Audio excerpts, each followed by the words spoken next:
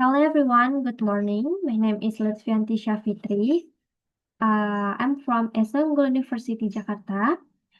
Today I will discuss the language development of children growing up in families with parents of different nationalities.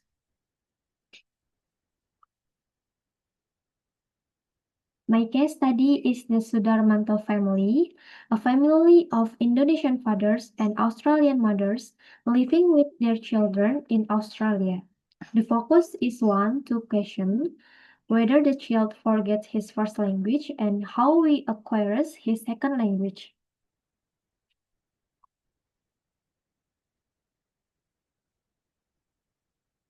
In the video title, "This foreigner is so proud his child can speak Indonesian," we can see that the child remains fluent in Indonesian. This is because at home, his parents consistently use Indonesian, especially his mother. Even his father, despite being Australian, also learns and uses Indonesian at home. Furthermore, they provide Indonesian storybooks, sing Indonesian children's songs, and actively communicate with him in the language. Therefore, it can be concluded that the child has not forgotten his language first. Instead, he has a strong emotional connection to the Indonesian language and culture. What the important factors that prevent the loss of language first? This is the factors of, I have four factors. The important, first is consistent use of Indonesian at home. The second is support from a father, even a non-native, who is also learning and using Indonesian. The third is reading Indonesian storybooks, singing Indonesian children's songs, and frequently speaking actively with his mothers in Indonesian. With his fathers in Indonesian. And the fourth, they recognize that if a child is not actively exposed to enough language first, he or she can begin to lose his or her ability to speak the language or language attrition. The conclusion, children do not lose their Indonesian language due to continuous exposure and encouragement from a home environment that strongly supports language first. The next question, how do children acquire a second language in English? English as a language second is acquired naturally by the child in his Australian environment. He attends school there, interact with English-speaking peers, and watches English language television programs. This process is known as a second language acquisition through immersion, where the child naturally absorbs a second language from his surroundings.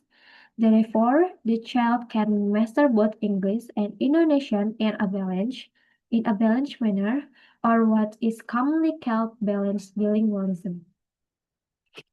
Children acquire English as a language second naturally through school, format environment, and then social interaction with peers in Australia, and then watching English language TV shows and videos, and then daily social activities such as playing in the park, participating in community activities, and then this process is known as a second language acquisition through immersion. And then children become bilingual simultaneously with mastery of two languages developing in parallel from an early age. And then the supporting theory. First is input hypothesis from Crescent.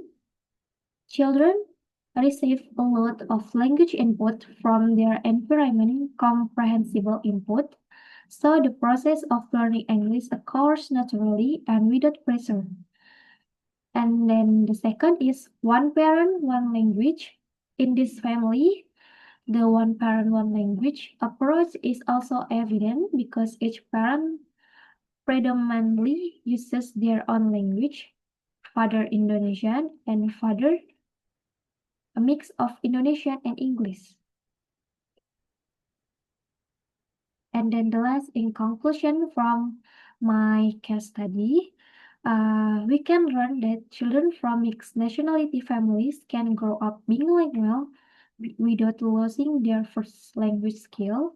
The key is consistent use of language first at home, exposure to second language from the outside environment, and full support from both parents. In the case of the Sudarmanta family, the result is a child who is proud to speak Indonesian fluent in English and has a strong cultural identity from both parents. Maybe until here my explanation about language acquisition. Thank you and goodbye.